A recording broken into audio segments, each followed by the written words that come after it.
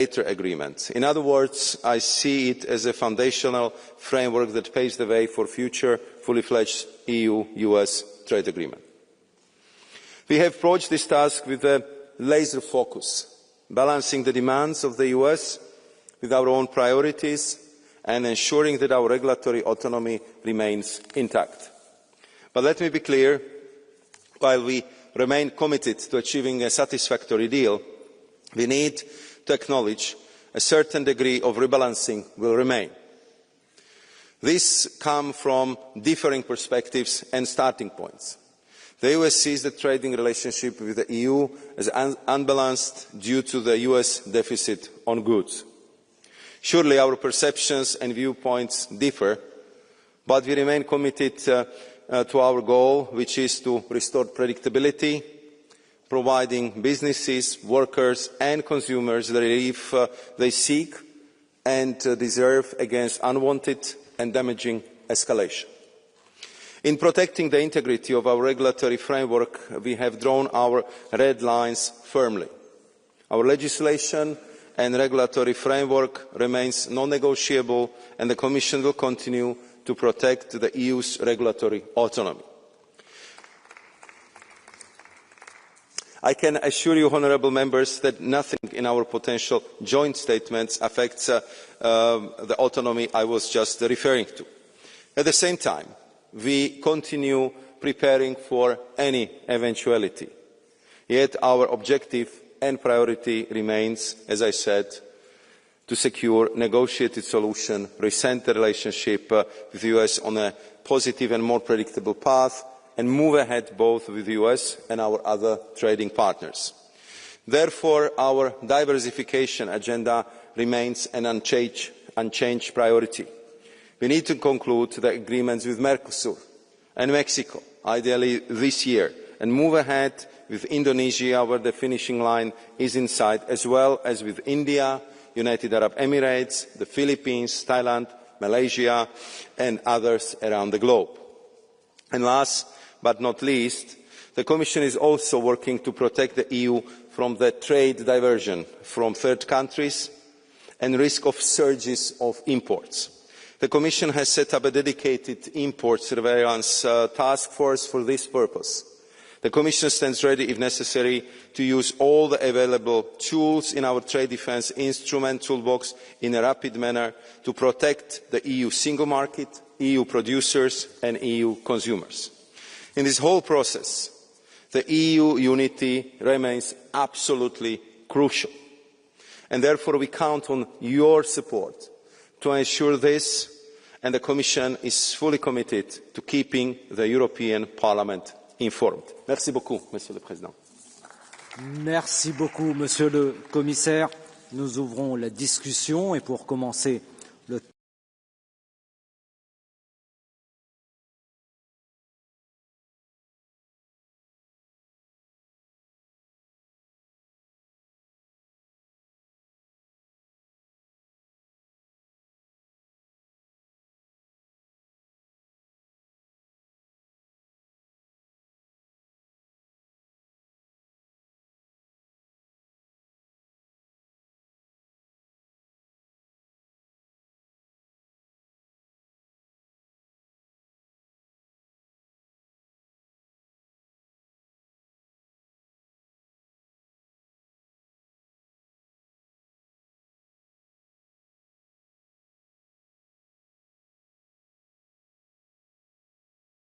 elsewhere, creating probably even more jobs.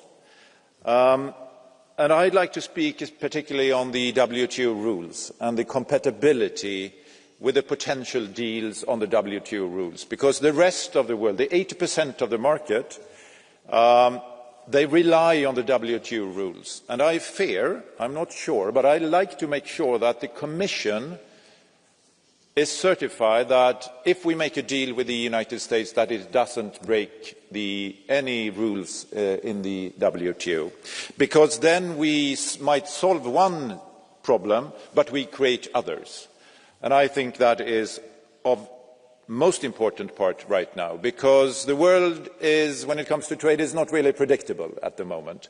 And I think even if we do a deal with the US, it will probably not be predictable for quite some time. And therefore, the world trading system, the multilateral rules-based trading system, that is the predictability we have. And we, as the Europeans, we have to defend it. But I also agree, of course, meantime, since there is a lot of unpredictability, we also have to diversify. So ratifying the Mercosur agreement, the Mexico agreement, negotiating India and Indonesia is also important. But once again, thank you to the Commission for your hard work. Let's hope that we can find a negotiated solutions for the benefit of businesses and citizens across Europe. Thank you. Merci beaucoup, chers collègues. Orateur suivant, Kathleen Van Brent. Thank you very much, Mrs. Minister. Commissioner, we're facing a moment of truth in our trade relations with the US. Yes, we've shown patience and we have engaged, negotiated in good faith, as you mentioned. But here we are, deadline day, no deal, no relief. With Trump now even threatening 50% tariffs on copper and a staggering 200% on pharmaceuticals. Colleagues, that is not a relationship, that is an abuse. And Commissioner, I said it before, I admire your calmness and your determination. And yes, we support your work and we hope you find a deal, but not at any cost. Because we don't care about a deal with Trump. We do care about our workers, their jobs, their livelihoods, and about our businesses. So, Commissioner, our group has 3 messages for you today. One, it's time to set a clear deadline, and with retaliation if necessary, not only on goods but also on services. 2, that's more domestic and not always in your competences, but protect workers and business in Europe. Thousands of jobs are at risk, and now take immediate action to protect them. And 3, don't let Trump play divide and conquer. Not with Europe, not with the world. And so it's time to team up with countries like Canada, UK, Japan, Australia, and establish a real trade coalition of the willing. It's time for Europe to strengthen up, to lead. Please, Commissioner, don't let the bully win. Push back. Thank you.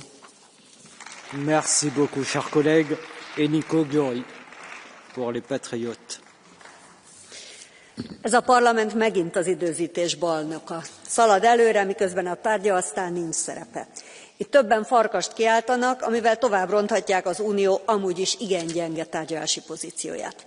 Igen, ki kell mondani, tisztelt képviselőtársaim, gyengék vagyunk. A bizottság mindenben gyengítette az EU-t a globális szintéren. Versenyképességben, tárgyalási pozícióban, kapcsolatrendszerben. Több az ellenségünk és a vetélytársunk, mint korábban bármikor.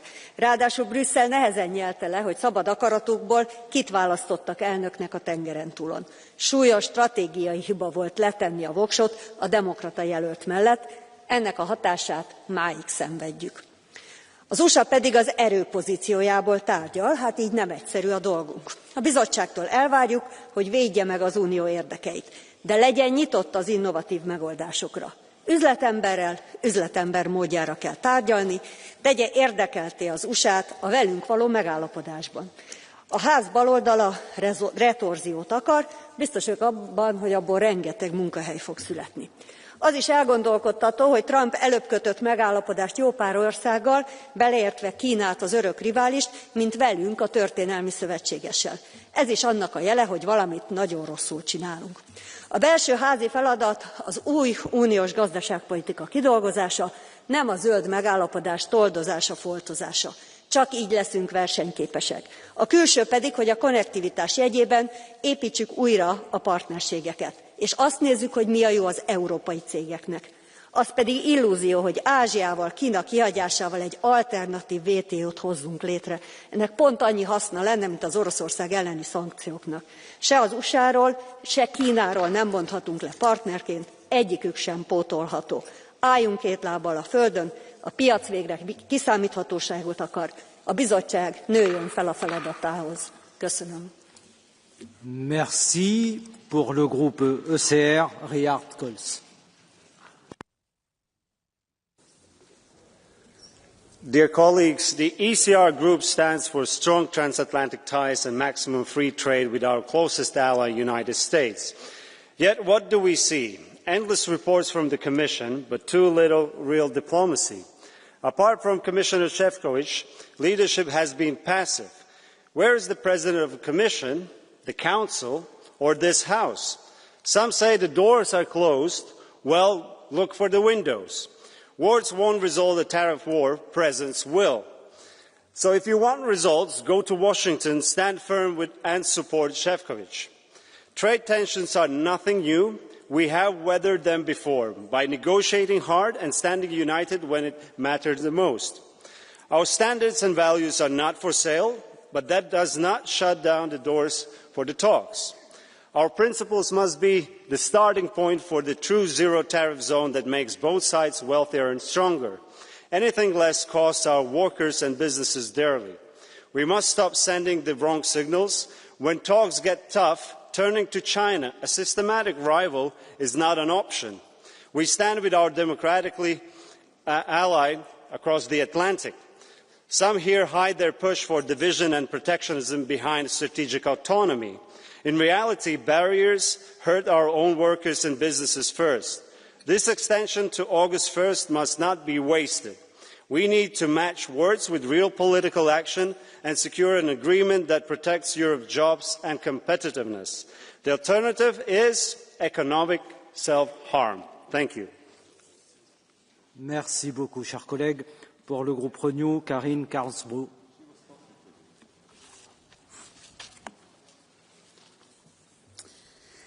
Herr talman, kollegor.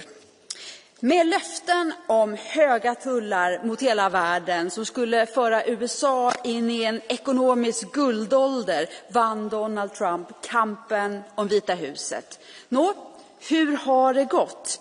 Inte så bra för Trump. Inte nog med att protektionism gör oss alla på båda sidor Atlanten fattigare. Sedan januari har presidenten lyckats rasera USAs rykte.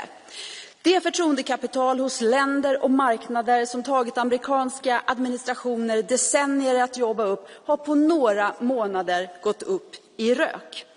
Är USA fortfarande en trovärdig partner? Ja, det är tyvärr frågan vi måste ställa oss här idag. Men faktum är att USA fortsätter att vara så viktigt för oss i Europa. Men kom ihåg att Europa är lika viktigt för USA.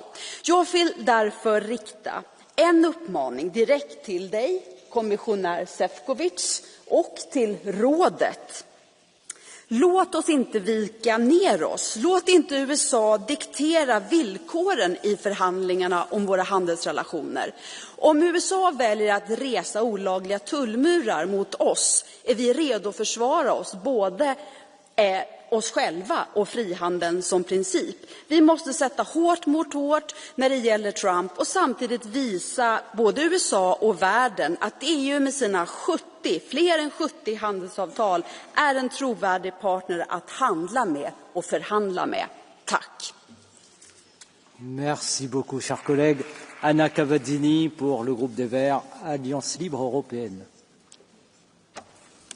Yeah, dear colleagues, first of all, I want to start saying that I find it a little bit funny and contradicting that the far right here is lamenting this tariff war and also the effect on European businesses. But everyone knows that Trump is your best friend. And I think everyone should know if you vote for the far right, you get this really shitty economic policy. But coming back to the debate right now, I think, and I know it is not easy for the Commission to negotiate with a bully. And I have to say I'm a little bit shocked that some member states, including my own, are also now calling for a faster deal, whatever it takes. Sure, Trump's illegal tariffs, they are a huge burden for the businesses. But if we agree on a bad deal now, the suffering will be much longer. If you give in to a blackmailer, he will continue blackmailing you. So I think instead we need a very strong and a united European Union. So my questions to the Commission are, where are your countermeasures for steel and aluminium, for the cars? Why are they not yet in place? Why are we not activating the anti-coercion instrument? Because this is coercion. Where are our measures that target the US digital economy, as the tech companies have a huge access to Trump? Dear colleagues, I'm convinced we cannot win this fight by playing softball. We need to show Trump that he cannot just kick us around. Thank you. Merci beaucoup, cher collègue. Martin Scherderwan pour le groupe The Left.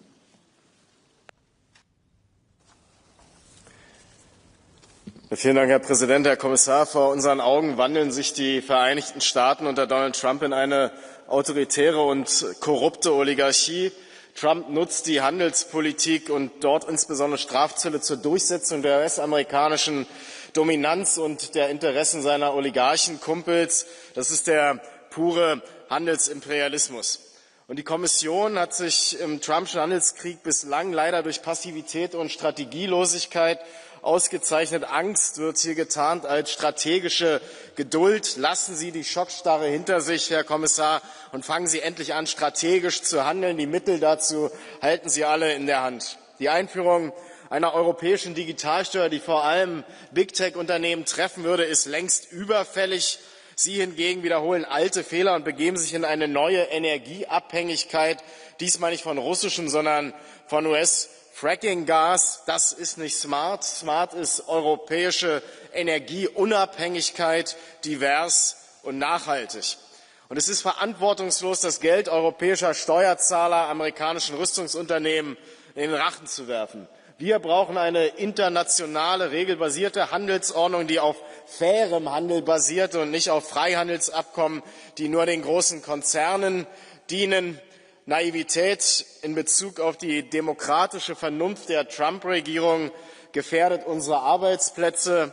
Kluge Politik heißt, eine europäische Industriepolitik aus einem Guss zu machen, mit massiven Investitionen in unsere Zukunft, die unsere Standorte und Jobs sichern. Vielen Dank. Merci beaucoup, cher collègue. Orateur suivant, Michel Gzerba. Good afternoon. EU-US relations must stay strong and close despite the serious challenges we face. And Mr. Commissioner, as a standing rapporteur on the US, I know it's not an easy job, and it's also about managing unpredictability. The NATO summit in The Hague showed our unity and commitment to collective defence. That was the first step. Now it's time to move forward and fix the trade negotiations. This is the final countdown. Despite the short-term complication, the US remains our strategic partner in both security and trade. At the same time, the EU must be clear-eyed and protect its own interest. I deeply regret the tariffs imposed by the US. They have a negative effect on the global economy.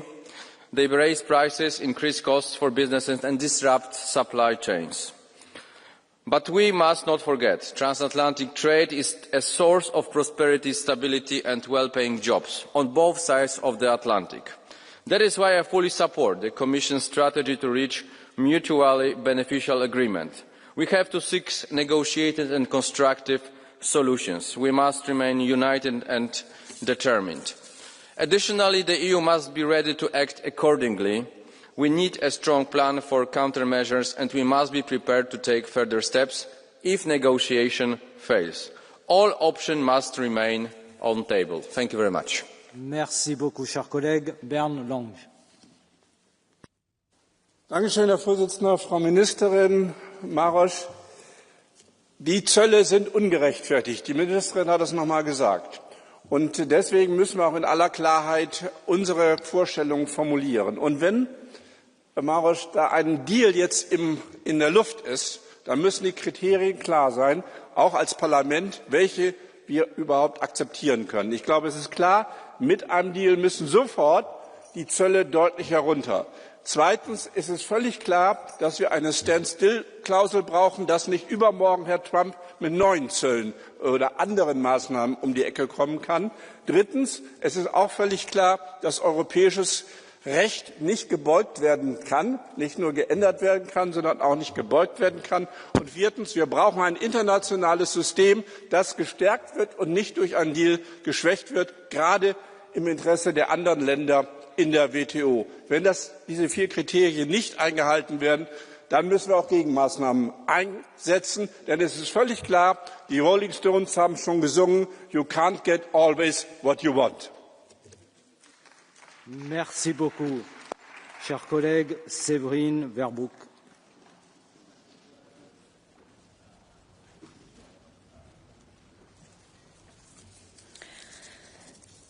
Merci, Monsieur le Président. Monsieur le Commissaire, étouffé par les taxes douanières chinoises et maintenant sous le coup des menaces américaines, le réveil est brutal après 30 ans d'une naïveté béate en matière commerciale, qui a rendu les États otages de votre dogme du libre-échange illimité. Je prends un exemple, la filière du cognac. C'est un fleuron de l'excellence française. 80 000 emplois locaux, 3 milliards d'euros d'exportation, dont près de la moitié aux seuls États-Unis. Vous le savez, et M. Trump le sait aussi, les spiritueux et plus généralement les produits viticoles français ont été ces dernières années l'objet des menaces de rétorsion américaines. Je vous le dis pour les négociations à venir, elle ne doit en aucun cas être la variable d'ajustement pour sauver les exportations de l'industrie allemande. Quels engagements pouvez-vous nous garantir pour que cette filière d'exception, mais plus généralement l'agriculture et l'économie française, ne soit pas votre monnaie d'échange dans ce bras de fer qui s'annonce très rude? Êtes-vous conscient que si ces négociations étaient mal menées, elles en seraient les premières victimes? À chaque renoncement, à chaque fois que vous vous couchez dans les négociations, vous étranglez un peu plus cette filière qui est en première ligne de la guerre commerciale qui a déjà démarré et dans laquelle l'Europe, malheureusement, reste terriblement passive. Merci. Merci. Je ne vois pas notre collègue Francesco Torselli. Je donne la parole à Svenja Hahn.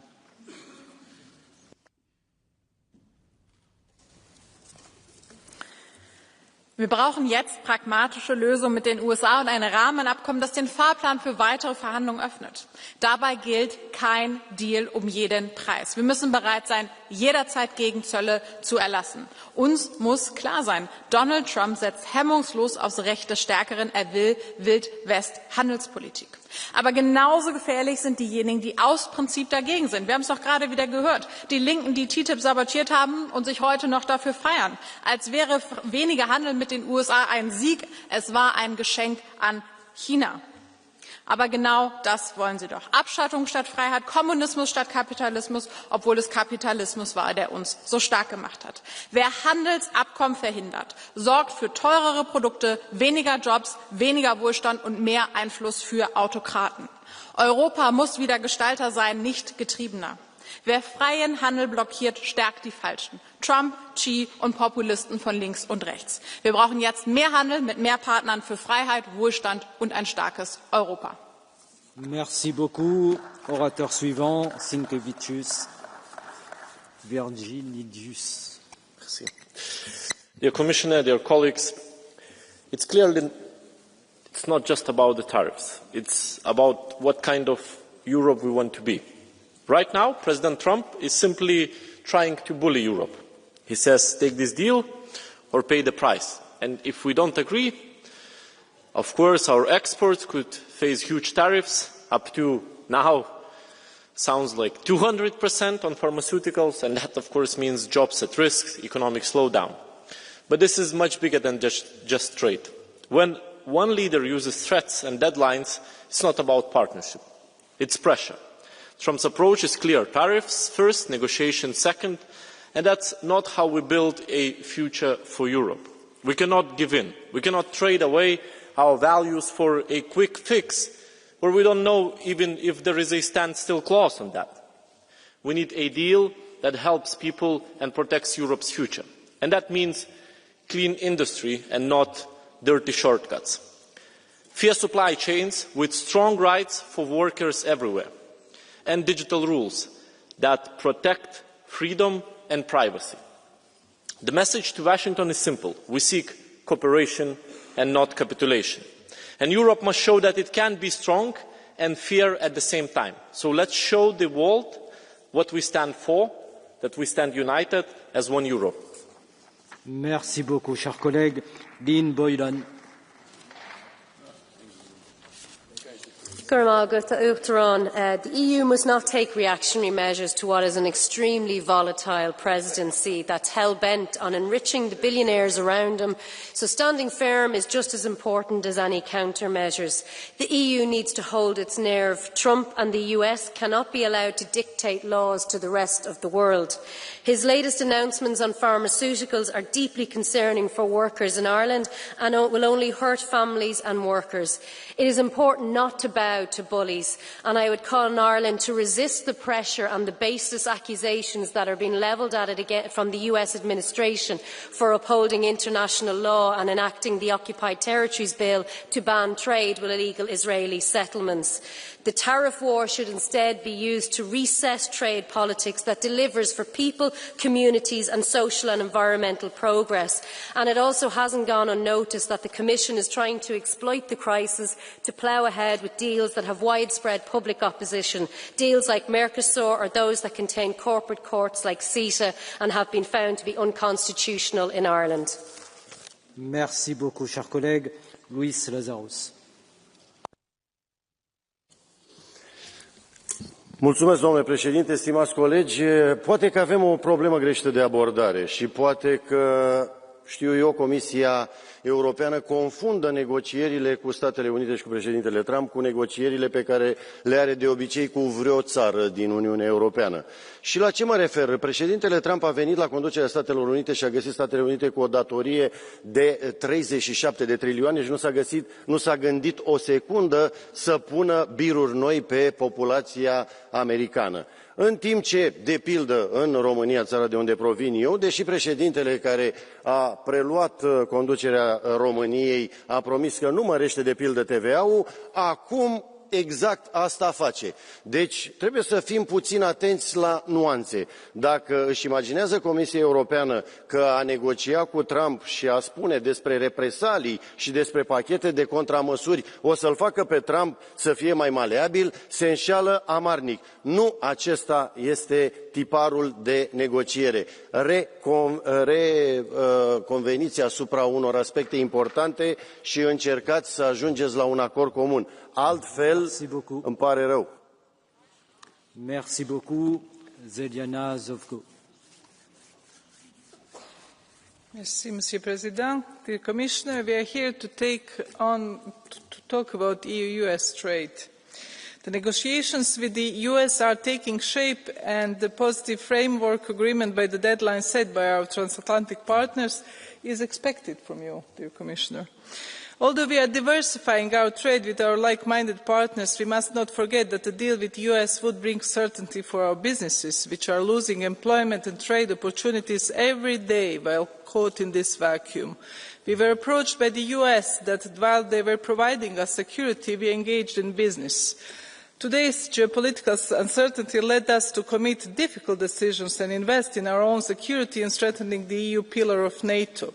Of course, we must extend our hand to all democracy around the world, seeking closer ties with our single market and aiming to diversify and standing as an alternative to autocratic regimes that do not offer the same level playing field in trade as we do. We support you, dear Commissioner, in your negotiations and your efforts in preventive trade diplomacy to avoid any further tensions between us, because 16 million jobs on both sides of the Atlantic cannot afford to suffer any longer.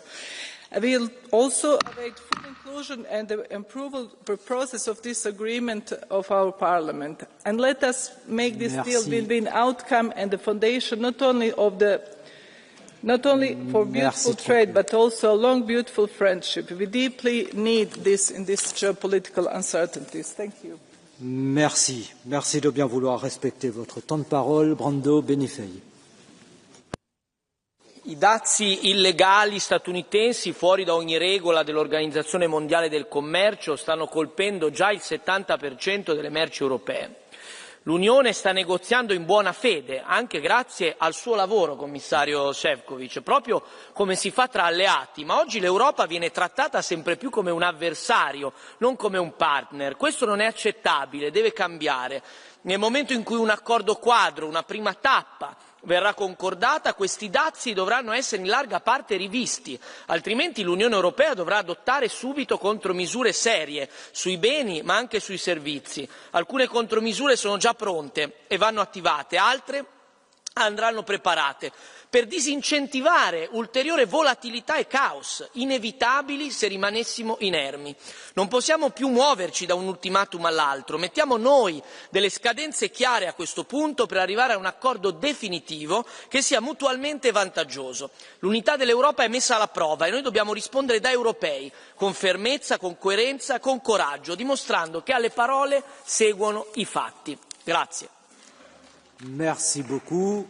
Jorge Martín Frías.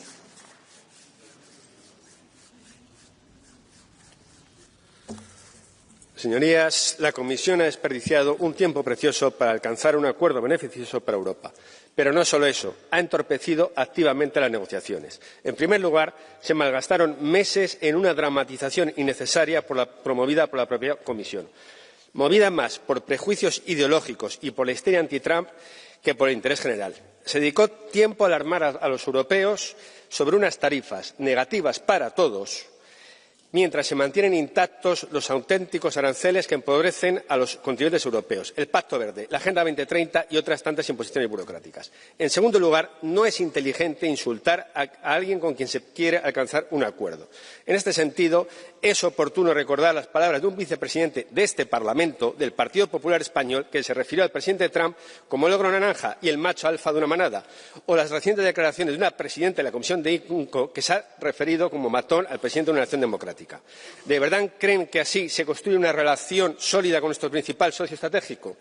Tampoco ayuda que el Parlamento, fruto de la coalición de populares y socialistas, se negara a condenar el intento de asesinato contra un candidato presidencial que hoy ha sido elegido democráticamente con una mayoría que muchos mandatarios europeos desearían para sí. ¿Qué es lo que hay que hacer entonces? Negociar, negociar y negociar. Y dejar atrás, de una vez por todas, el antitrampismo visceral que ha contaminado la política exterior. Porque nadie quiere esos aranceles.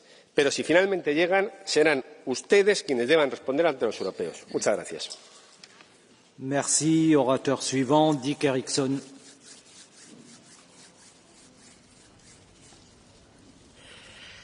Vi måste höja blicken och se sammanhanget som vi befinner oss i.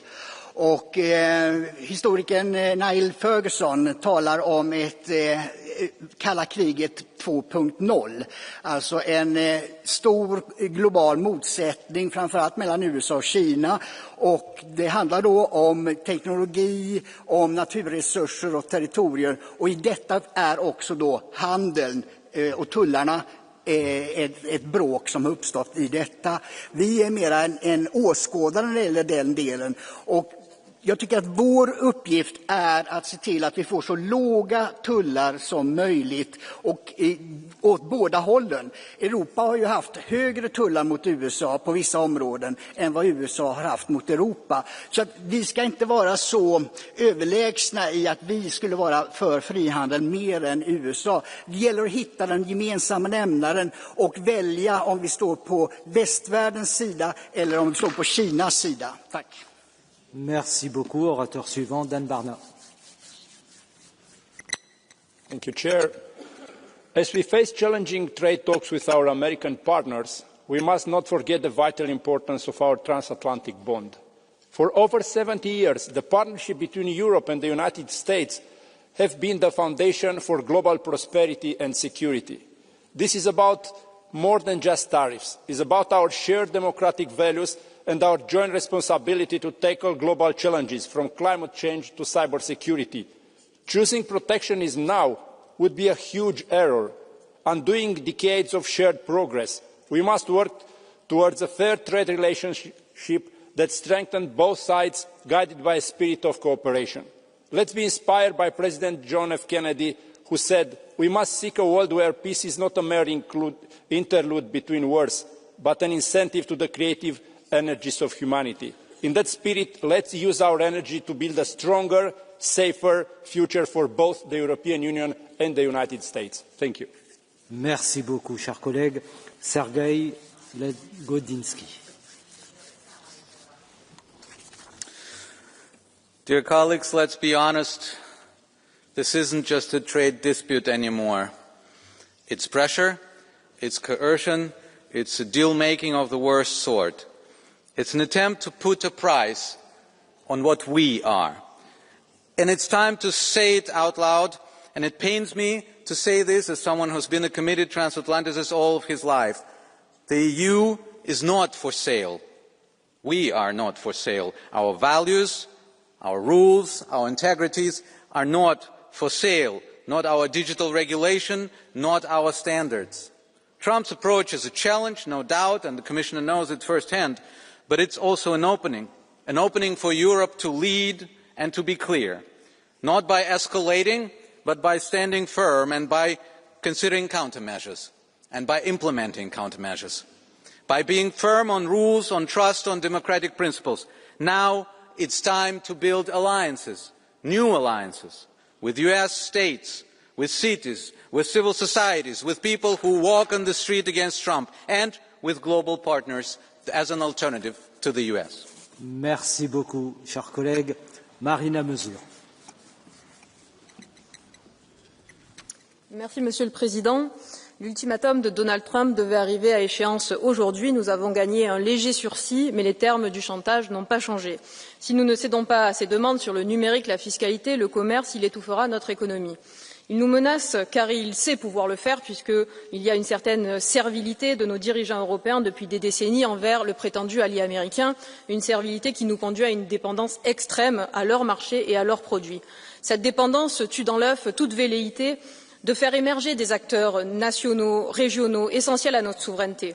Nous sommes vulnérables, comme beaucoup d'autres pays qui ont vu leur économie déstabilisée par des sanctions américaines et des changements de leur politique douanière. Trump ne négocie pas, il a servi. Et nous ne sommes pas ses partenaires, mais ses vassaux. Alors, dans ce contexte, il est temps de faire pour nous un choix crucial, celui d'un véritable protectionnisme solidaire, capable de réduire notre dépendance. Commençons par un Buy European Act pour ne plus avoir besoin du marché américain pour créer des emplois. Taxons la rente sur la propriété intellectuelle. Nous en avons les moyens, il ne manque que la volonté politique d'y parvenir. Il est donc temps de faire le choix d'être insoumis à Washington. Merci. Merci beaucoup, cher collègue. Kateřina Konečná. Děkuji, pane komisaři, kolegyně a kolegové. Dle dosavadních zpráv se zdá, že obchodní dohoda se Spojenými státy není na obzoru, i když si zrovna americký prezident pochvaloval, jak hezky se k němu Ursula von der Leyenová a lidé z komise chovají.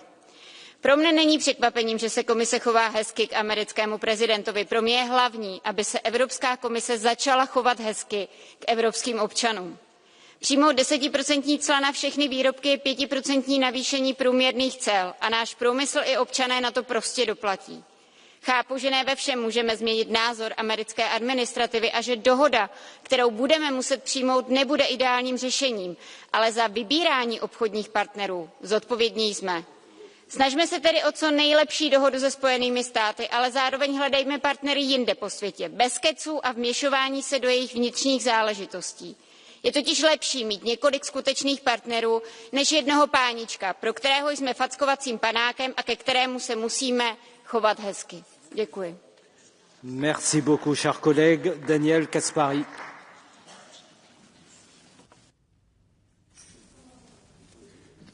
Ich bin stolz darauf, in den vergangenen Wochen, wie die Europäische Kommission mit diesem massiven Druck aus den Vereinigten Staaten umgegangen ist, nämlich besonnen, ohne schnell zu reagieren, ohne in Aktionismus zu verfallen, ohne irgendwelche Gegenmaßnahmen zu ergreifen, die den Streit einfach weiter anheizen, sondern die Kommission hat bisher die Angriffe ins Leere laufen lassen. Und sie ist in Verhandlungen, und das ist gut so. Was mich aber schockiert ist, wie die Vereinigten Staaten das doch maßgeblich von ihnen aufgebaute globale System gerade massiv zerstören. Es sind schon etliche Kollegen darauf eingegangen. Das heißt, die erste Aufgabe ist doch, dass wir bitte versuchen, Herr Kommissar, dass wir unsere Handelsabkommen mit anderen Ländern, mit Indien, mit Indonesien, mit dem Mercosur endlich abschließen. Dass wir zeigen, wir haben ein Interesse daran, dass der Rest der Welt stabil bleibt, dass wir eben nicht zulassen, dass Wildwest à la Amerika sich durchsetzt, sondern dass wir der neue Stabilitätsanker in der globalen Handelswelt werden. Und zum Zweiten, Ich wünsche mir, dass wir einfach stabil bleiben. Ich bin der festen Überzeugung, wenn wir uns eben nicht unter Wert verkaufen, und ich kann da nicht nachvollziehen, was einige Kollegen hier gesagt haben, sondern wenn wir standfest bleiben, wir sind doch wirtschaftlich mindestens genauso groß wie die Vereinigten Staaten. Und mit der gerade beschriebenen Plattform sind wir gemeinsam mit den Partnern deutlich größer. Wenn wir also etwas Mut haben, nicht sofort nachgeben, dann werden wir in den nächsten Tagen eine gute Vereinbarung bekommen. Das muss unser Interesse sein. Gemeinsam zusammenstehen, sich nicht auseinandertreiben zu lassen, und dann werden wir am Ende diejenigen sein, die das freundliche Lächeln eines Siegers im Gesicht tragen. Vielen Dank. Dear colleague, you have a blue card. You accept? Okay. From our colleague Kaspari. Sieper.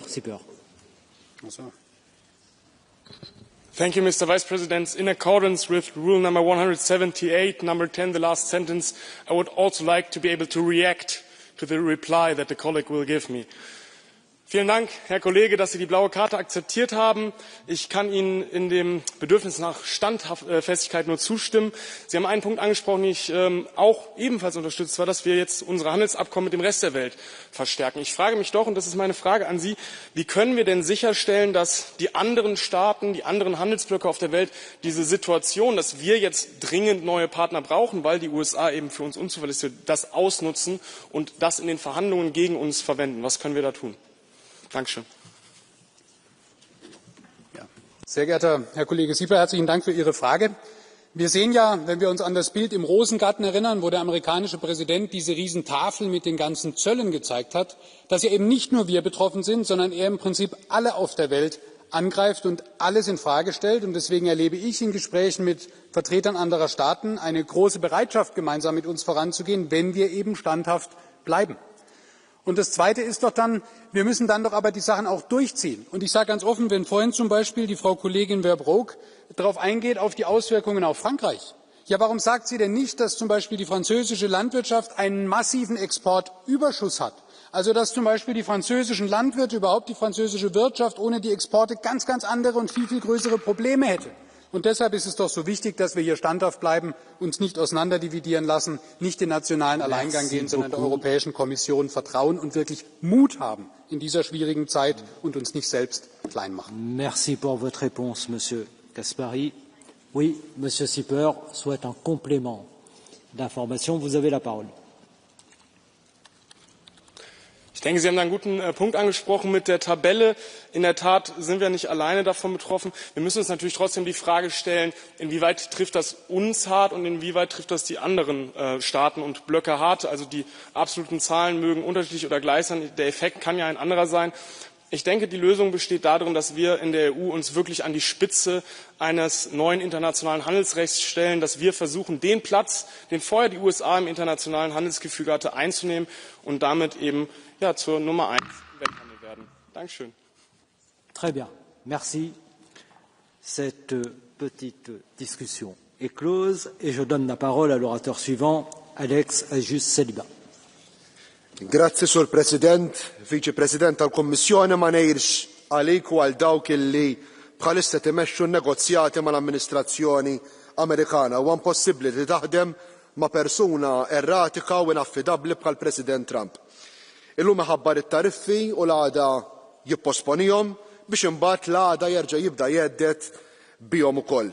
Ir-relazzjonijiet kummerċjali definittivament ma jaħdmux hekk. Fl-aħħar mill-aħħar huma ċ-ċittadini tagħna li ser ikollhom iġorru l-peace permezz ta' żieda fil-prezzijiet illi l-konsumaturi ikollhom iħallsu. Hemm żbilanċ.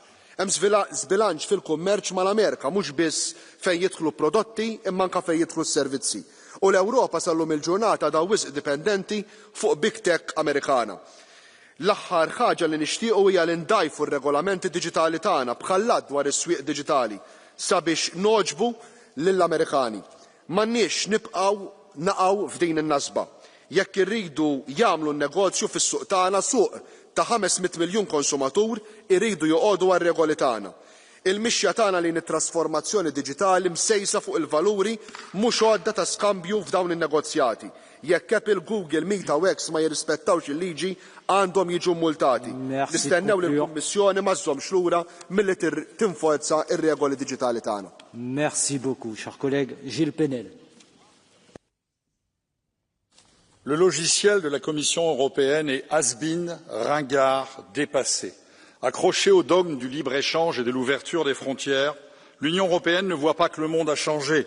Les grandes puissances comme la Chine, les États-Unis ont mis fin à la mondialisation libérale et protègent leur économie. Pendant ce temps-là, la Commission négocie des traités de libre-échange avec l'Ukraine, le Mercosur, qui vont tuer notre agriculture. Tout ceci s'ajoutant, bien évidemment, aux traités de libre-échange avec le Maroc, la Nouvelle-Zélande, l'Afrique du Sud. Vendre des voitures allemandes semble être le seul objectif de l'Union européenne, qui a sacrifié les vins et spiritueux français.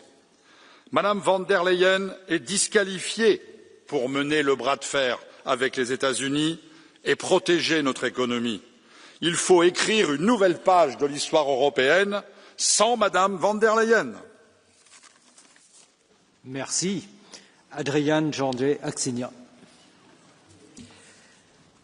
Salut intenția Comisiei Europene de a ajunge la un acord cât mai rapid cu Statele Unite ale Americii privind tarifele comerciale, în ciuda amânării deadline-ului pentru august. Predictibilitatea este bună și pentru piețele financiare, dar și pentru companiile europene. Realitatea este că s-a ieșit dintr-o logică de alianță și s-a intrat într-una tranzacțională, pentru că Europa are o fiscalitate opresivă prin comparație cu America. Apropo de fiscalitate, guvernanții din România susțin că actuala Comisie Europeană este cea care le-a cerut creșterea TVA de la 19 la 21% pentru corectarea deficitului bugetar. Asta e tendința în mai multe locuri din Europa, în timp ce America are cel mai mare pachet de tăieri de taxe și impozite din istoria sa.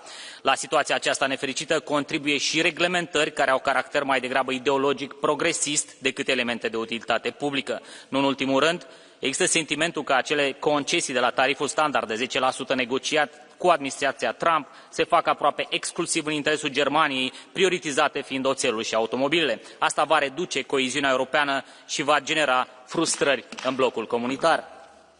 Merci beaucoup. Orateur suivant, João Cotrim de Figueiredo. Thank you, Chair, Madam Minister, Mr. Commissioner. The present EU-US trade environment is so bizarre that today, the 9th of July, the only source of relief is that we did not receive a letter. But it's only a temporary source of relief. In 3 weeks, we'll be anxious again, waiting to receive another letter, or perhaps reach a partial agreement, or perhaps a late-night post telling us which tariffs will apply. This would be laughable if it were not so serious. We are the largest commercial partnership in the world. We represent some 30% of global trade and 43% of global GDP. And we depend on whether letters arrive or not and on the whims of an unpredictable administration.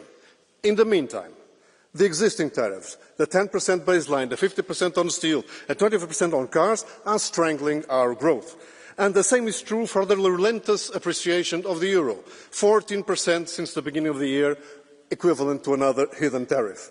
Now we have a political agreement, we need to move to sectorial agreements. Speed is important, but we will not be able to close all files by the 1st of August, so let's be smart and not start with those, like aircraft parts and medical equipment, in which the EU has some leverage. In time, a deal is possible as well as urgent. Also urgent is closing other free trade deals around the world and making them come in force much, much faster. The benefits of free trade for our citizens cannot, so to speak, be lost in translation. Merci beaucoup. Vous avez une demande de carton bleu de Monsieur Gonçalves. Vous acceptez? Très bien. Sr. Deputado Coutinho de Figueiredo, creio que concordamos nos pontos essenciais. Que a União Europeia deve negociar com os Estados Unidos, que a nossa relação deve ser positiva, mas que esta relação não pode ser obtida a qualquer custo. E é por isso que, permita-me, gostava de o questionar sobre a sua posição sobre a tributação das grandes tecnológicas que hoje operam na União Europeia. Sabemos que estas corporações pagam taxas e impostos muito inferiores às nossas pequenas e médias empresas. Impostos esses que são essenciais para financiar mais despesa, como defendemos em segurança e evitando impostos sobre os cidadãos. Sr. Deputado, os liberais estão do lado da bomba orçamental de Trump ou do lado dos consumidores europeus? Muito obrigado. Muito obrigado pela pergunta, Sr. Deputado. Não há uma relação direta entre as tarifas de Trump e o regime de tributação internacional. O que eu sei é que muitas dessas taxas efetivas baixas de IRC que o Sr. Deputado refere não são ilegais, são utilização do atual regime fiscal que existe um pouco por toda a Europa. O que o Sr. Deputado está a perguntar é se deve existir uma forma de, sendo difícil determinar a matéria coletável por Estado-membro, se há uma forma de detectar e de coletar IRC a nível da União Europeia. E se essa é a pergunta, a nossa resposta, e qualquer liberal, é sim. As responsabilidades fiscais são para cumprir com qualquer as outras. Merci beaucoup. Oratrice suivante, Catarina Vieira.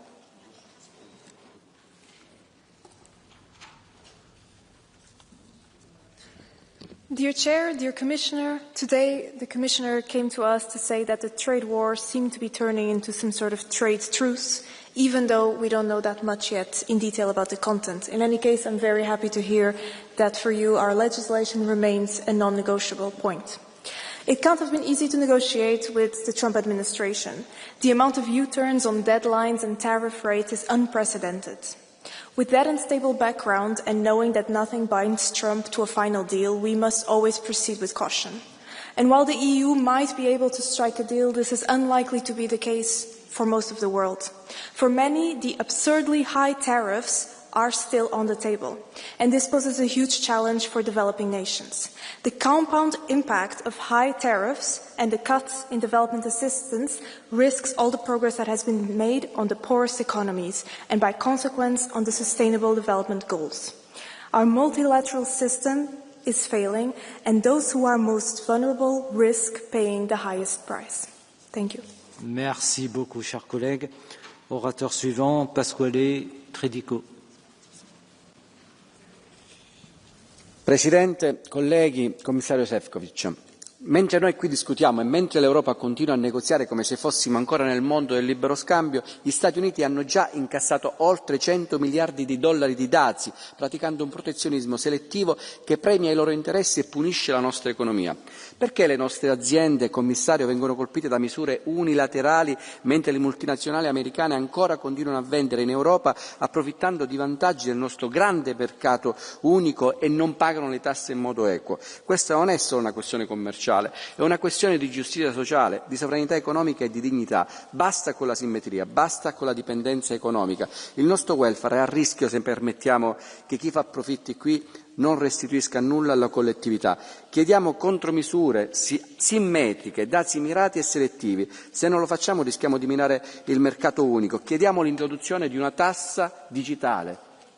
Mr. Sefcovic, chiediamo la tassa sui servizi digitali. Questo è il momento. O difendiamo l'Europa adesso o condanneremo all'irrilevanza economica e politica la nostra economia. Grazie. Merci beaucoup, chers collègues. Branislav Vondrus.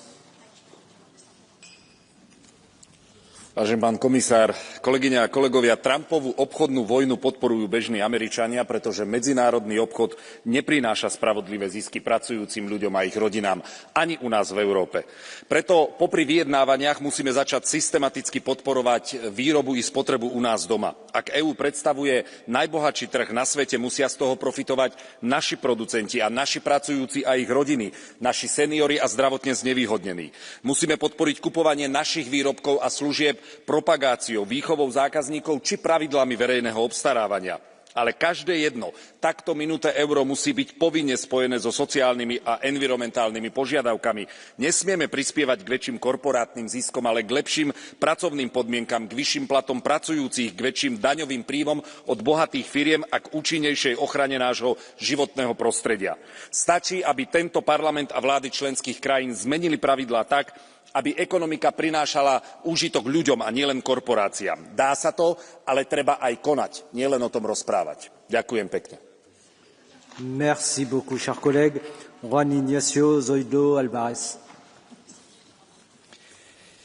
Estimado comisario, nos quedan 3 semanas para alcanzar un acuerdo arancelario con Estados Unidos, pero no debemos aceptar una negociación de sálvese quien pueda, en la que tratemos de salvar algunos sectores mientras otros resultan castigados injustamente. Y menos cuando se trata de sectores sensibles, como el agrícola, especialmente con productos como el aceite de oliva o el vino, tan dependientes del mercado estadounidense. Y debo confesar que me preocupan en gran medida los productos españoles, productos que están en el punto de mira desde que el señor Trump discutió o tuvieron puntos de vista distintos con Pedro Sánchez, y desde que éste se negara a contribuir económicamente a la OTAN como el resto de los socios. Espero sinceramente que los productores españoles no acaben pagando la falta de solidaridad del señor Sánchez. Pero más allá del umbral arancelario concreto, necesitamos poner fin a esta incertidumbre que ya está perjudicando a exportadores e importadores y que está poniendo en pausa tanto futuras inversiones como nuevas contrataciones.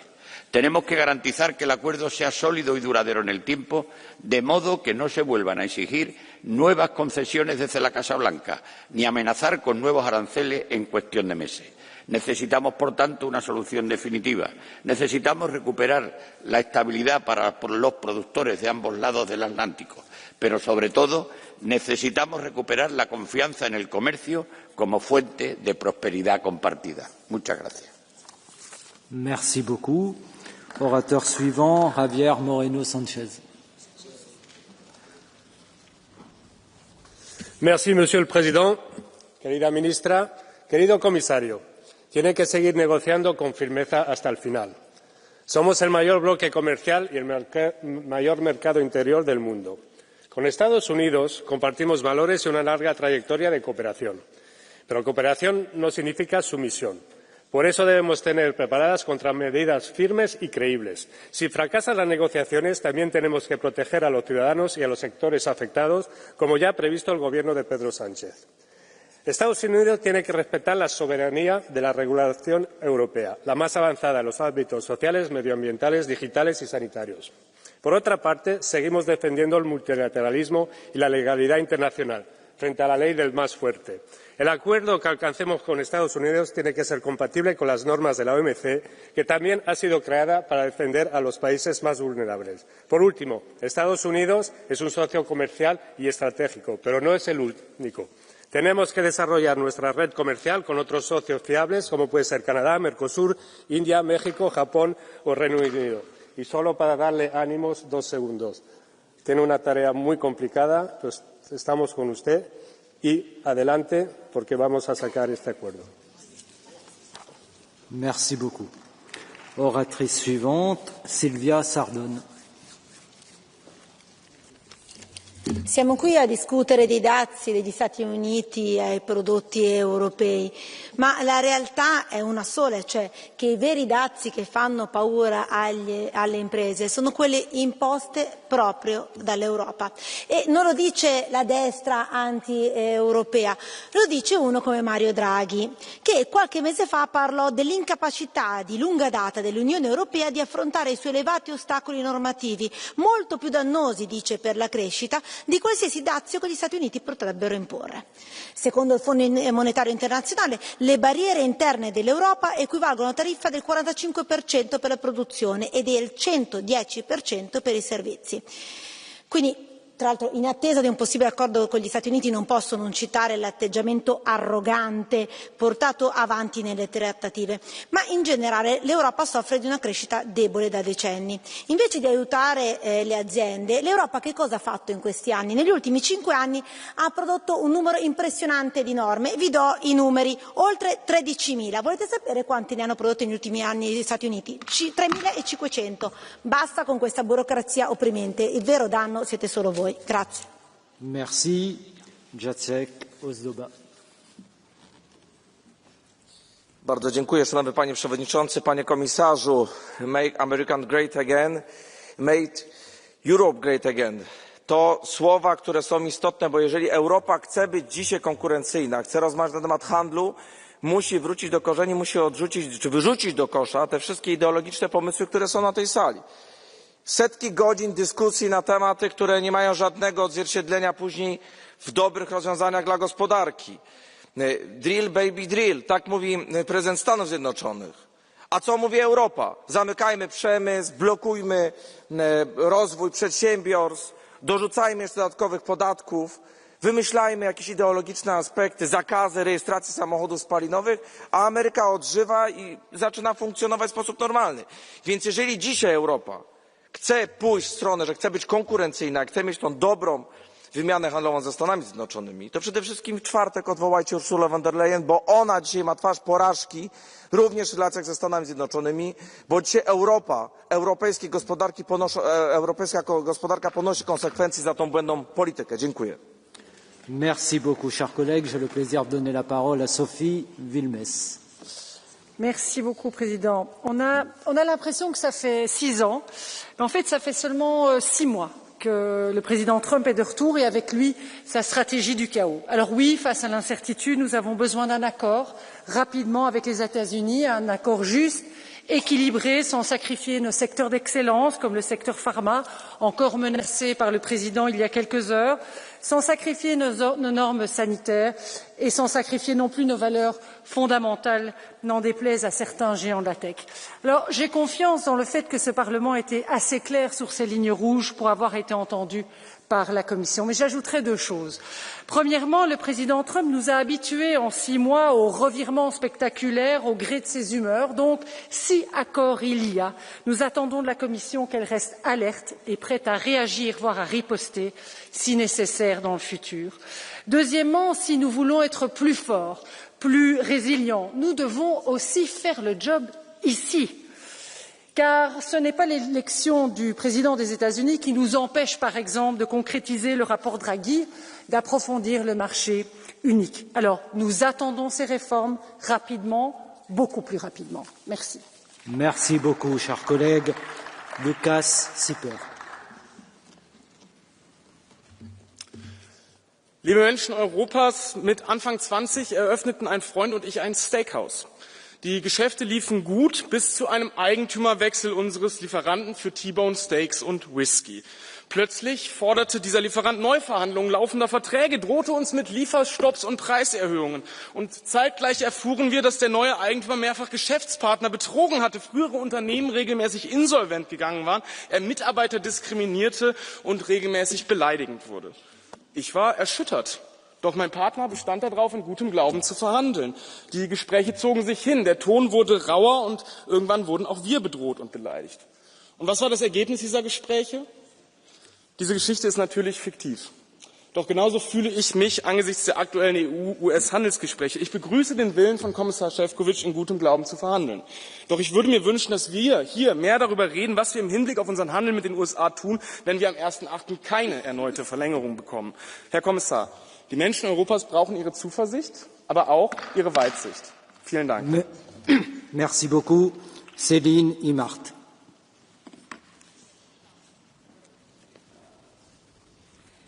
Monsieur le Commissaire, chers collègues, le America First est plus qu'un slogan. C'est une arme qui menace, qui taxe et qui fonctionne. Pendant que Trump s'arme d'une hache pour nous faire plier, la Commission affûte son couteau à beurre.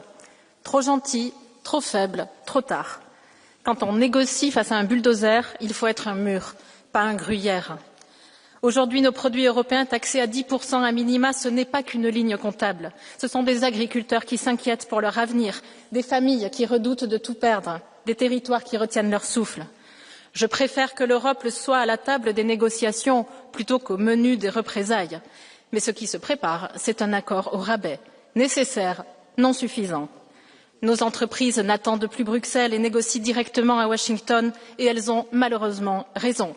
Pour le président américain, un constructeur qui emploie des milliers de personnes pèse beaucoup plus qu'une présidente mal élue et à la gouvernance solitaire. La réalité, c'est qu'il faut préparer le coup d'après, appliquer les recommandations du rapport Draghi, protéger nos secteurs stratégiques et une véritable souveraineté économique. Si l'Europe joue aux échecs contre un joueur qui mange les pièces, tâchons d'avoir toujours un jeu de rechange. Merci. Merci beaucoup. Je serai beaucoup plus ferme à présent pour le respect du temps de parole. Céline Imart.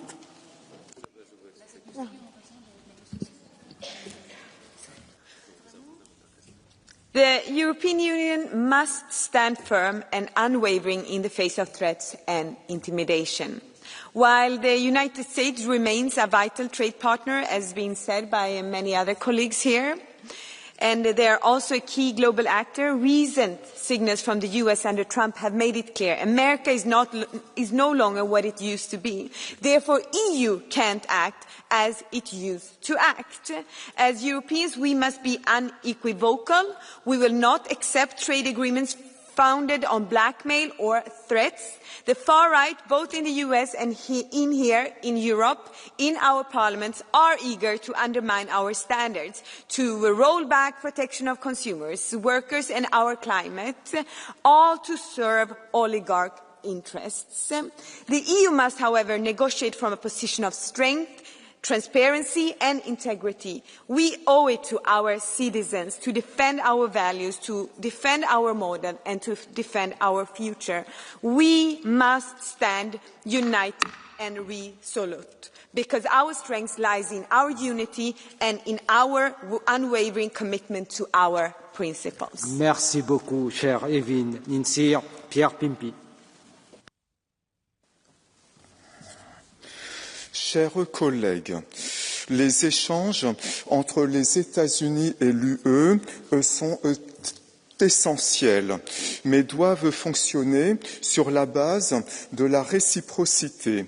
Les États-Unis défendent leurs marchés et leurs entreprises. Chez eux, les contraintes sociales, fiscales et environnementales sont plus faibles. Les coûts de l'énergie sont plus avantageux. Chez nous, c'est tout le contraire.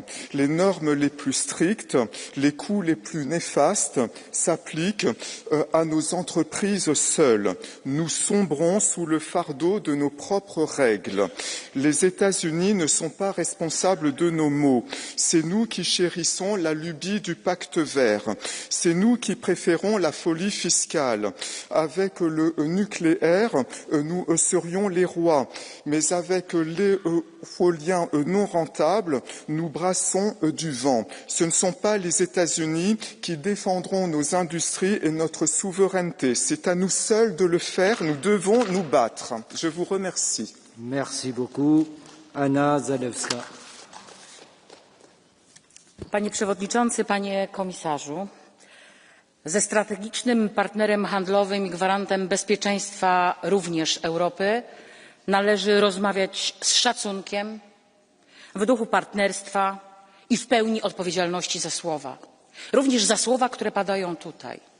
Komisja Europejska ma dużo do zrobienia, żeby zatrzeć złe wrażenia z kampanii wyborczej. Pogarda jest zapamiętywana. Od pogardy trzeba się odciąć, by tworzyć atmosferę do dobrych warunków, do dobrych negocjacji, do dobrych umów. Jednocześnie Komisja Europejska chyba musi zostać odpytana, no nie przez panią komisarz von der Leyen, ale może przez Parlament Europejski, ze znajomości raportu Draghiego, który wyraźnie wskazuje, co się dzieje z konkurencyjnością Europy. Mamy walczyć o swoje, ale pamiętać o tym, że każdy zasługuje na partnerstwo. Merci beaucoup, Massimiliano Salini. Grazie. Noi sappiamo bene che i dazi americani e le provocazioni, anche spesso fuori misura purtroppo, non aiuteranno la manifattura statunitense a ripartire. Quello che costituisce il segreto per l'economia americana, per l'economia europea e per l'economia mondiale è il legame tra gli Stati Uniti e l'Unione Europea. Con meno del 10% della popolazione mondiale facciamo quasi il 50% del valore economico mondiale, quindi non siamo divisibili, nemmeno dalle peggiori provocazioni. E questo è il motivo per cui è molto corretta la modalità con cui l'Unione Europea ha deciso di non reagire alle provocazioni, perché nei negoziati buoni il clima non è dettato dall'atteggiamento dell'avversario, ma dalle condizioni date, e le condizioni dicono che noi possiamo collaborare, costruire, proporre come stiamo facendo. Su questa partita, in modo costruttivo, abbiamo dimostrato quello che in altre partite non siamo ancora riusciti a dimostrare, ad esempio in politica estera, cioè che sulla politica di commercio internazionale l'Unione Europea ha un numero di telefono a cui chiamare. Grazie. Merci beaucoup, Jean-Marc Jarmin. Monsieur le Président, chers collègues,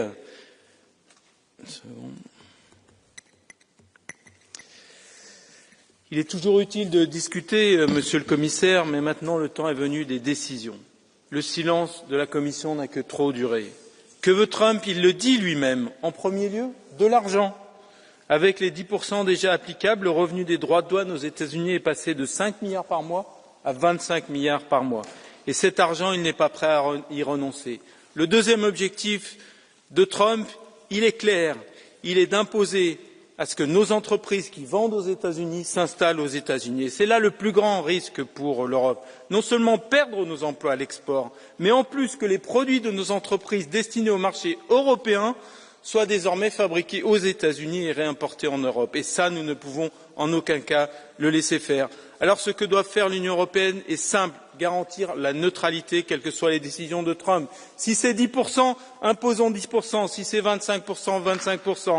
Ni faiblesse, je termine, Monsieur le Président, ni surenchère, simplement la justice commerciale, et que cela nous serve de leçon. Cessons d'être des bisounours. Un partenaire commercial peut toujours se muer en adversaire commercial. C'est ce qui se passe. Je vous remercie. Merci beaucoup. Orateur suivant, Francisco José Milán Mon. Gracias, presidente. Agradezco también al comisario la información facilitada. Estamos en momentos de gran incertidumbre y preocupación, pero afortunadamente, por lo que nos ha dicho, parece que nos acercamos ya a un principio de acuerdo con Estados Unidos. La relación económica con este país es muy intensa. El comercio de mercancías y también servicios, cuantiosas inversiones recíprocas, compras en materia energética, importantes relaciones políticas y de defensa. Yo siempre he pensado que era importante negociar un acuerdo amplio, que abarcara distintos ámbitos de la economía para que las dos partes pudieran obtener beneficios y no centrarnos exclusivamente en puntos demasiado específicos. Si el Reino Unido alcanzó un acuerdo y China un principio de acuerdo, nosotros también podemos hacerlo, como usted hoy nos anuncia. Una escalada no interesa a ninguna de las dos partes. Necesitamos que este principio de acuerdo sea equilibrado y que no afecte negativamente a sectores sensibles de la economía europea ni discrimine a unos países frente a otros. En este sentido, como diputado español, yo también quiero alzar mi voz en defensa del sector agroalimentario, que ya se ha visto perjudicado en el pasado por aranceles injustos. Termino. Tenemos que profundizar en la diversificación de nuestro comercio. Por ejemplo, el acuerdo con Mercosur. Merci beaucoup, cher collègue. Cristina Maestre. Señor presidente, la Comisión Europea está negociando desde la buena fe y en defensa de los intereses de Europa. Valoramos mucho el inmenso trabajo que está realizando el comisario Sefcovic, pero ya sabemos cómo se las gasta Trump. No debemos ceder a sus chantajes ni a la política de los hechos consumados. Los aranceles son un ataque injustificado al orden multilateral y una violación flagrante de las reglas de la OMC. Y lo más lacerante es que mientras Trump arremete contra nuestra industria europea, nuestra agricultura y nuestra soberanía, aquí hay grupos de la extrema derecha que aplauden y respaldan sus amenazas de aranceles desproporcionados. Europa no merece representantes tan desleales. Nosotros defendemos el diálogo y la negociación, pero si Trump se empeña en saltarse las relaciones comerciales basadas en reglas, que no nos tiemble el pulso para defender a nuestras industrias. Contamos con un abanico de herramientas de represalia, entre otros el instrumento anticoerción. Si el diálogo y la diplomacia no le valen a Trump, lo mismo le valen las medidas de retorsión y que él mismo responda ante sus ciudadanos y sus empresas. Mucha fuerza, comisario, cuenta con nuestro apoyo. Negociación y negociación hasta el final y, si no, inteligencia y firmeza. Merci beaucoup, cher collègue. Myriam Lexman. Thank you, Chair, Commissioner, colleagues. The US is not only the largest trading partner, but also our closest ally. We share a rich history, common values and traditions. The transatlantic relationship is the foundation of our mutual prosperity and security, and tariffs benefit neither side. The only benefit totalitarian regimes like China and Russia, the same regime that threaten our security, our economy and the rules-based order. Let's prompt cooperation areas that address our common risk as the part of the tariffs negotiations. That is what the US is expecting from us too. I call on the Commission to propose how we can jointly address China's dominance in critical raw materials, how to protect our markets from forced labour, which produce the forced labour, and protect the markets from it, and how to secure sensitive data, especially genomic data of our citizens. Thank you very much. Merci beaucoup, cher collègue. Mikael Tola.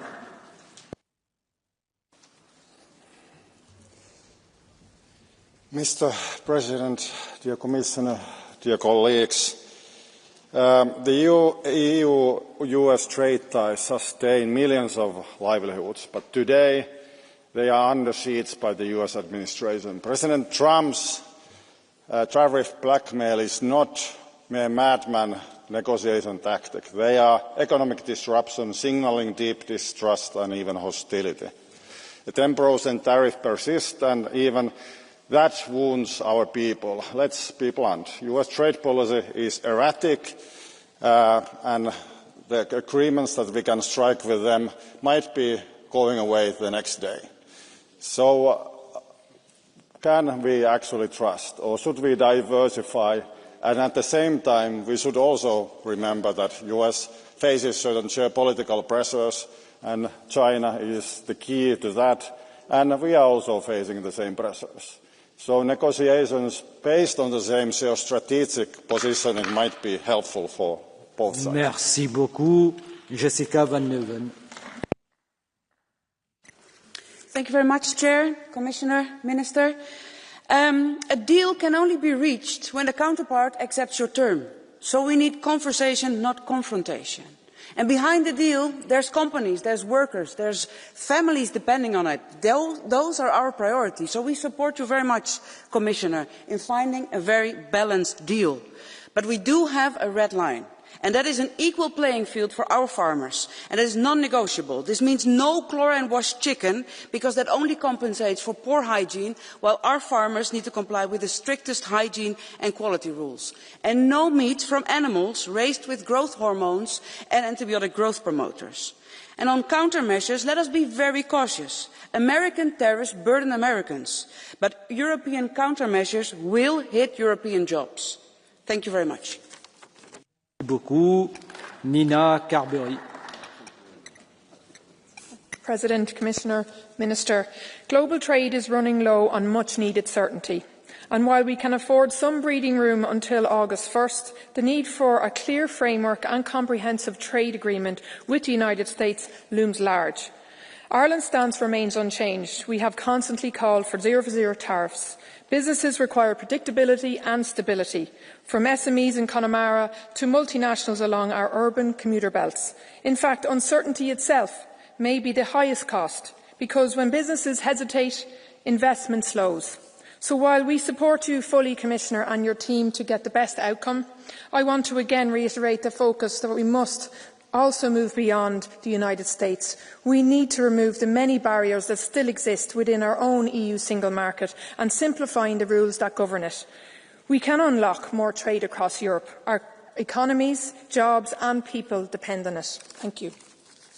Merci beaucoup, Ludek Niedermayer. Thank you. Donald Trump has pushed US trade policy almost 100 years back. Indeed, in the 40s, the US tariffs fall to 10% and then continue declining to pre-Trump 2 to 3%. Now they are heading steeply up. On the top of that, we have that incredible unpredictability. The first who will suffer will be US citizens, US households, who will pay more for the goods and have lower availability of the goods. But the global economy will suffer too, and obviously our businesses will suffer. But let's face the reality. This is where we stand. I am glad to see here that the Commission has strong support from the Council and majority of Parliament to find the best possible solution. I hope we will reach it, but we must be ready also for the other result. At the same time, extending the network of our partnership, but mainly promoting the single market and remove the barriers. That's the way how to eliminate negative impacts of White House policy. Thank you. Merci beaucoup. Paulo do Nascimento. Obrigado, Sr. Presidente. Sr. Comissário, 50% ontem, 10% hoje e amanhã o que será? Perante essa instabilidade, tenho que o elogiar pela paciência democrática. Mas os sucessivos adiamentos da conclusão das negociações comerciais com os Estados Unidos já estão a ter um impacto significativo nas empresas e cidadãos dos dois lados do Atlântico, como também na percepção que ambos, europeus e americanos, têm entre si. Juntos representamos quase 30% do comércio global e 43% do PIB mundial. E a instabilidade e a incerteza são mais para os negócios, mas são ainda piores para as relações transatlânticas que outrora eram intocáveis. Mas a nossa história não nos perdoaria se desistíssemos desta nossa relação transatlântica, pela partilha dos mesmos valores, mas também por razões económicas e estratégicas, com o Atlântico que nos une e nos torna o centro do mundo. Esta é uma necessidade política. Não devemos nem podemos ceder precipitadamente ou aceitar o que não autorizamos aos europeus. Devemos manter as três premissas que nos têm guiado. Negociar ao máximo aceitável com os Estados Unidos, diversificar as nossas parcerias comerciais com o resto do mundo, reocupando um lugar de influência que perdemos e reforçar o nosso mercado interno, de modo a aumentar a nossa autonomia estratégica. Boa sorte, Sr. Comissário. Merci beaucoup. Les contraintes de temps m'empêchent d'accorder les demandes de carton bleu. Nous poursuivons. Wouter Beke. Merci beaucoup, Monsieur le Président. Commissaris, collega's, tariefverhogingen, dat zijn politieke placebo's, dat zei professor Richard Baldwin. Economische nonsens die een politiek doel moeten dienen. In tegenstelling tot president Trump geloven wij beter niet in deze placebo's. De focus van Europa moet zijn het beschermen van onze welvaart, van onze jobs en het inkomen van onze mensen. Europa is niet gebaat bij escalatie. Een deal kan de schade voor onze bedrijven, KMO's en talloze jobs misschien ook beperken. Neem deze verantwoordelijkheid, meneer de commissaris, maar niet op kap van één sector. Verdeel de lasten over de sectoren en over de lidstaten. Maar ook met een deal moeten wij als Europa volop investeren in onze economie, onze onafhankelijkheid en onze concurrentiekracht. Het IMF berekende dat de Europese handelsbelemmeringen ons jaarlijks 1700 miljard kosten. Het wegwerken daarvan kan €3.800 per Europeaan opbrengen. Dus, meneer de commissaris, deal of geen deal. Europa moet onze jobs, onze welvaart en het inkomen van onze mensen beschermen. Merci beaucoup, cher collègue. Ingeborg Terdak. Dank u wel, voorzitter, geachte commissaris, beste collega's. Gisteren is de deadline voor het handelsakkoord met de EU verschoven naar 1 augustus. Uitstel geeft aan dat er hoop is op een deal. Deze extra onderhandelingen zijn belangrijk om er samen uit te komen. En als dit één ding aangeeft, dan is het wel dat we als Europa zo snel mogelijk op eigen benen moeten staan. De VS kan niet zonder ons en wij kunnen niet zonder hen. Wij zijn een markt waar de VS vele afhankelijkheden heeft. Daarom moeten wij niet over ons heen laten lopen en tegenmaatregelen voorbereiden. Wij moeten bereid zijn om even onze tanden te laten zien. Wij willen geen handelsoorlog, dat creëert alleen maar verliezers en geeft China en Rusland alleen maar meer speling op veiligheidsgebied. En dat is wat zij willen, een zwakke transatlantische band. Dat laten wij ons niet gebeuren. Dank u wel. Merci infiniment d'avoir respecté largement votre temps de parole. Maria Walsh. There is no winner when it comes to tariffs between two of the world's largest economies. We've heard this repeatedly throughout this debate. Jobs are lost, prices of goods go up, the cost of doing business goes up, and ultimately no one benefits from it. Not Americans, not Europeans, neither consumers nor companies gain from what is going on. Giving up on trade relations is not the answer when more than $4 billion worth of goods are crossing the Atlantic. In my own country of Ireland, particularly the west of Ireland, pharmaceutical products, world-leading Irish alcohol like whiskies and gins, other agricultural products like butter and cheeses worth billions meet the demand for quality products of the American consumer. We now have an additional 3 weeks to reach an agreement with the US, and I hope that this delay is a signal that the Trump administration recognises that economic growth stems not from isolation, but from well-functioning relationships with reliable trading partners. And I hope ourselves reform the single market, get better support for our businesses, and continue to grow the EU. Merci beaucoup. Miralis Rajapantela. Αξιότιμε Πρόεδρε, αξιότιμε Επίτροπε, αξιότιμοι συνάδελφοι. Η σημερινή συζήτηση για τις διαπραγματεύσεις μεταξύ Ευρωπαϊκής Ένωσης και Ηνωμένων Πολιτειών έρχεται σε μια κρίσιμη στιγμή για το μέλλον της ευρωπαϊκής οικονομίας. Η κοινή μας αγορά, το ισχυρότερο όπλο της Ευρωπαϊκής Ένωσης, στηρίζεται στην επιχειρηματικότητα και στο ελεύθερο εμπόριο με τους εταίρους μας ανά το παγκόσμιο. Ακριβώς γι' αυτό τον λόγο θέλω να τονίσω ότι ένας οικονομικός πόλεμος δεν θα ωφελέσει κανένα, ούτε στην Ευρώπη ούτε στην Αμερική. Αντιθέτως, βλέπουμε ήδη ότι δημιουργεί αβεβαιότητα, πλήττει τις επιχειρήσεις, τους εργαζόμενους και τους καταναλωτές και στις δύο πλευρές του Ατλαντικού. Χρειάζεται σοβαρή και μεθοδική δουλειά για τη σύναψη μιας εμπορικής συμφωνίας που θα άρει όσον το δυνατόν περισσότερα εμπόδια και θα επιτρέψει στα αγαθά και στις υπηρεσίες να διακινούνται ελεύθερα, χωρίς δασμούς μεταξύ των δύο υπήρων. Αυτό θα ενισχύσει την ανταγωνιστικότητα, θα δημιουργήσει νέες ευκαιρίες και θα στηρίξει τη βιώσιμη ανάπτυξη. Σας ευχαριστώ. Merci beaucoup. Nous ouvrons à présent la procédure catch the eye. Beaucoup d'entre vous seront frustrés, mais il ne m'est pas possible de donner la parole à toutes celles et tous ceux qui ont demandé un temps de parole, compte tenu des contraintes de temps. Pour commencer, je donne la parole à Regina Doherty.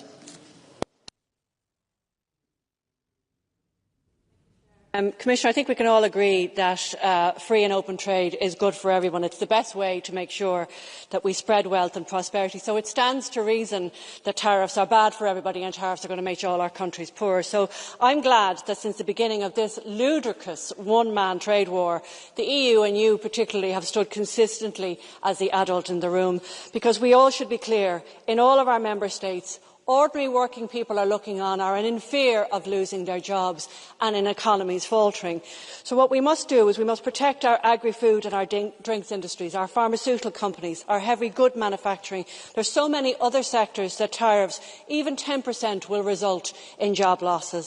A reprieve till August the 1st is a good move, but what we need is a resolution. We should not be talking about retaliation at this point. We should be talking about a pragmatic solution and European leading the way. So I want to just wish you the very, very good, to assure you that we all stand behind you and your team, and we're very, very proud of the practical approach that you've taken in the last number of months. Thank you, Chair. Merci beaucoup, cher collègue. Maria Grappini. Micro. Domnule președinte, domnule comisar, negocierea comercială între Uniunea Europeană și Statele Unite este vitală, dar trebuie să recunoaștem că au trecut 8 luni de la alegerea președintelui Trump și nu înaintăm. Dumneavoastră ați spus, între altele, că în curând, ați folosit această sintagmă, că vom avea textul în curând. Ne puteți spune mai mult ce cuprinde acest text? Care vor fi până la urmă negocierile? Pentru că producătorii din Uniunea Europeană nu pot să stea pe loc. Din țara mea avem export de vin, avem export de produse agricole. Ce fac? Ei nu au curajul să mai producă, să mai investească pentru acea capacitate. Și apoi ați vorbit de acorduri cu alte state. De acord, vreți să faceți acord cu India. Acordurile comerciale pot să submineze producția industrială și vă dau un exemplu. Plăcile ceramice din România, Polonia, Franța sunt acum la pământ. Industria aceasta este la pământ pentru că au intrat din India plăci ceramice cu preț la jumătate. Pentru că India, știm bine, e cel mai mare poluator. Nu respectă nimic, nu plătește nimic. Deci cum să facem să nu subminăm industria europeană? Mulțumesc. Merci beaucoup, cher collègue. Sebastian Tinkinen.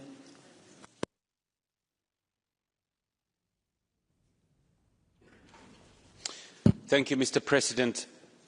Even an imperfect deal is better than no deal at all.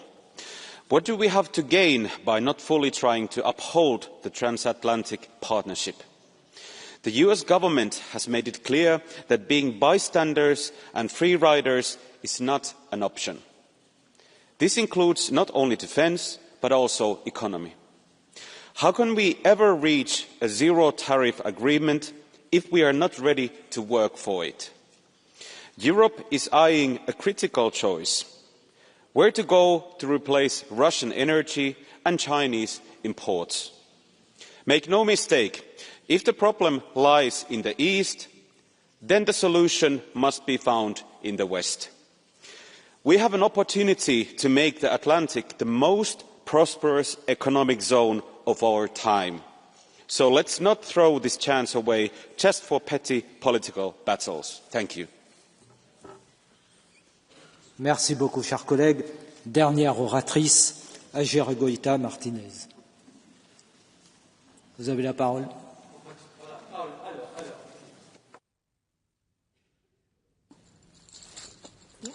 Vous avez demandé la parole, vous l'avez. Merci beaucoup. Aranceles generalizado del 10%, automoción 25%, acero y aluminio 50%, amenazas del 17% a productos agroalimentarios, anuncios del 50% al cobre, 200% a productos farmacéuticos. Hoy vencía esa amenaza que nos hacía Donald Trump. Ahora la siguiente fecha es el 1 de agosto y estamos a la espera de unas cartas que ya han recibido algunos países como Corea del Sur o Japón. La frase de Donald Trump es que recibir una carta significa un trato y yo creo que tenemos que decir claramente que una carta con una decisión sobre un arancel es una acción unilateral con toque dictatorial y desde luego tampoco Donald Trump debiera condicionarnos con quiénes nos relacionamos o no, como es el caso de los BRICS, donde hay países con los que yo desde luego no tengo ningún interés en tener fuertes relaciones, pero desde luego ningunear a quienes suponen la mitad de la población y el 40% del PIB, pues otra evidencia más de su despotismo. Miren, ojalá lleguemos a un acuerdo que sea beneficioso, pero si no es así, les pedimos que quizás sea la Unión Europea quien deba poner plazo límite y activar el plan B. Merci beaucoup. La procédure catch the eye est close. Pour les autres collègues, il vous est possible de faire une déclaration écrite qui sera inscrite au procès-verbal in extenso de notre séance. Et je donne la parole au commissaire Sefcovic. Merci beaucoup, Monsieur le Président, Madame la Ministre, honourable members. First and foremost, I would like to thank you for all your interventions, and I'm sure what was, in most cases, well-meant advice. But at the same time, I would like to tell you that these negotiations are like no other. And from the moment one, the Commission and myself, we are doing exactly as you ask us to do, to focus on the negotiated solutions and be prepared for any eventuality. This is the case from the day one. This is the case today. And you probably know me by now, and in especially such a delicate negotiation situations as we have right now, I prefer good results to strong statements or tough headlines. Because I know how all this, what we are discussing with our American partners, would affect jobs, how it would affect economy, and how trade is important for the economic future of the European Union. Some of you have been referring to the industries. I can tell you that I spend an enormous amount of time talking to the industries which are most impacted by this transatlantic tension. And I can tell you that 99% of them is calling for negotiated solutions. They've been built over the decades as transatlantic supply chains. And they do not want to be caught in the crossfire of ever-growing tariffs from both sides. So I think that we have to invest as much as possible in negotiations, because the other alternative is always there. And I can tell you that I will pursue it to the last possible moment and try to do my best to land this deal and to get the best possible result. Many of you have been highlighting, and I really would like to thank you for that, importance of the trade diversifications and other agreements. And we've been discussing it at different venues, but quick recapitulation, because there I also would need your help. We concluded our negotiations with Mercosur, with Mexico.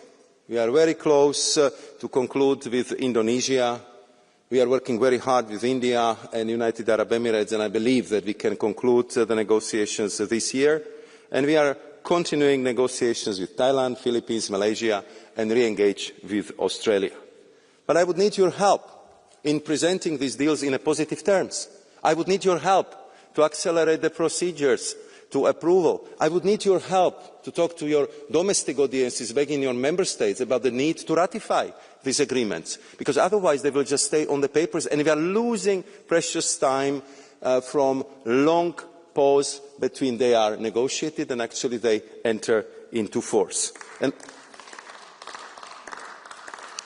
And I can tell you that I have the same message, and I'm repeating it at every single Trade Ministerial Council, and I'm glad that more and more colleagues are understanding this from the same perspective. If you allow me one thought on our farming community. As you know, I was in intense discussions with our farmers in my previous mandate. I know how they feel, I know what they are worried about, I know how they've been overburdened by excessive reporting, and how they've been afraid about the possible trade deals which might negatively impact their well-being.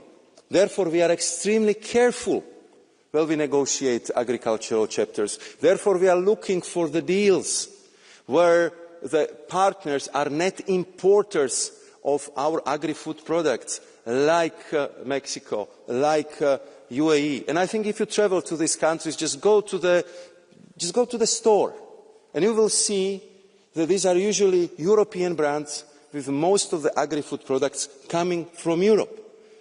We are, in fact, the global superpower in exporting agri-food products. More than 230 billion, with a positive balance of 70 billion. And we want to make sure that it would stay like that. But I would really resent the picture that every trade deal we do, it's at the sacrifice of our farmers, because it's not true. And I'm ready to engage in any discussions together with Agriculture Commissioner Christopher Hansen, who is doing a fantastic job in being in touch with the farming community, who is helping me with negotiating these trade deals, because we want to have a fair deal for everyone. And in the current turbulent situation on a global trading sphere, it's very clear that we need new market access, and we need it now, because European Union economy is deriving half of its GDP from trading. So please help me to make it faster, to make it better, and to deliver better perception of our trade deals with your constituencies, with your voters, because you are influential people and you have that authority, and they will believe you.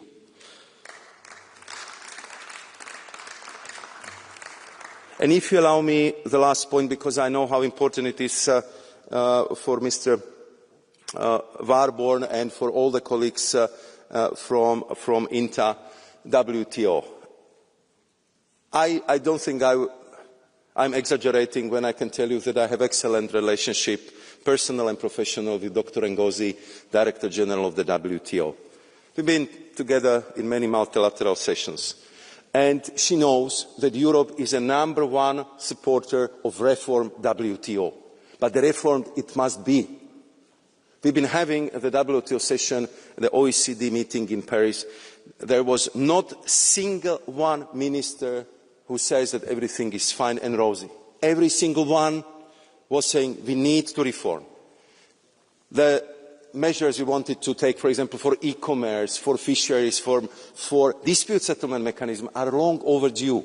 And I think we have to help WTO, we have to help Director General to reform this organisation, and I think the clock is really, really ticking, and the next ministerial in Cameroon in the spring of 2026 would be absolutely crucial in that regard. So I can assure you that we fully understand the WTO, even in the current state with all the issues which are there, we consider it as absolute basic necessary platform for global trading practices, because these are the rules which have been built over 70, 80 years since the Second World War. So I can assure you that we will all be championing of the functional, modernised WTO, and that we will do our utmost to make sure that the reforms which are necessary will be really done. So thank you very much for this debate. I know how tense it is. I know how important it is. I can only promise you that we will work until the last minute when we see that it's possible to land a deal, because I think that's our duty and obligation. Thank you very much. Merci beaucoup, Monsieur Sefcovic. Pour le Conseil, je donne la parole à Madame la Ministre Marie Biron. Merci beaucoup, President, honourable members, Commissioner. Thank you again for inviting the Council to this debate. As many of you said, in particular Warbon from EPP, it is important that we do not escalate the situation. The US is our strategic partner and ally. Our trade and investment relationship remains of key importance. But also, as Carlsbo from Renew said, Europe is also important for the US. And that is why we remain committed to find a fair and mutually beneficial negotiated solution. And at the same time, we need to focus on ourselves. What we can do to help our industry to enhance competitiveness, what we can do to strengthen our internal market, what we can do to enhance our competitiveness, and how we can ensure economic growth. Also, we have to focus on making trade agreements with other countries, as several of you mentioned today. I also listened very closely to your comments about not to break WTO, that the trade has to be predictable, that the EU also should not be dictated, that we should not give in, and that we should remain firm. As Van Brem said from S&D, Svenja Hahn from Renew, and Lange from S&D, they said it very clearly that we should not accept a deal at any cost. We want a deal, and we are ready for a deal, but not at any cost. If the United States is serious about partnership, the next days must be used wisely. We trust the European Commission to lead these negotiations on behalf of the Union with determination and unity. And we fully support its effort to reach a fair and mutually beneficial solution. Thank you. Merci beaucoup, Madame la Ministre. Le débat est clos.